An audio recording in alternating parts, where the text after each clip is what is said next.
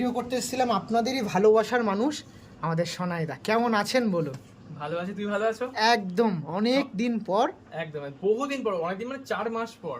ঠিক আছে, 4 মাস পর রাজের আসে আমার বাড়িতে। তো বন্ধুরা, অনেক ভালো ভালো ভিডিও আসছে, ঠিক আছে, অনেক সুন্দর সুন্দর টপিকস নিয়ে। তো 22খানা সাবজেক্ট, 23খানা সাবজেক্ট মোটামুটি রয়েছে। 22 থেকে 23খানা সাবজেক্ট কিন্তু কভার করব আমি। ইচ অ্যান্ড এভরিথিং, যতটুকুগুলো আমি প্রবলেম ফেস করেছি কিংবা আপনারা প্রবলেম ফেস করেছেন।